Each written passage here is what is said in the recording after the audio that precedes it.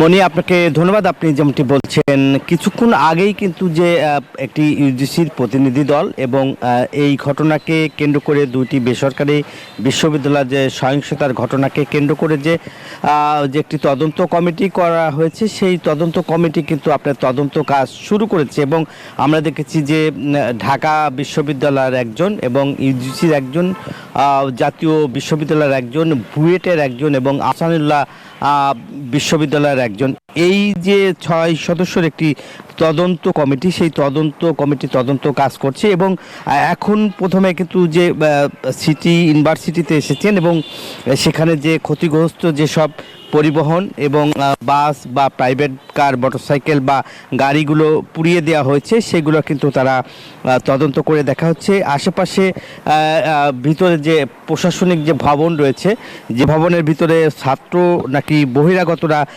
কারা এসেছিলেন, সেটাই আসলে তারা তদন্ত করছেন।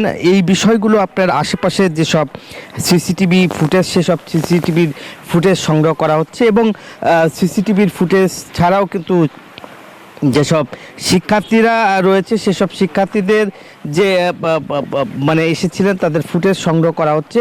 একই সঙ্গে তদন্ত করে কিন্তু তারা বলছেন যে সব ধরনের ব্যবস্থাই নেওয়া হবে। এখান থেকে তদন্ত শেষ করে তারা আবার ডেপুটিলে যাবে। এই ছিল আমার কাছে সিটি ইউনিভার্সিটির সর্বশেষ তথ্য।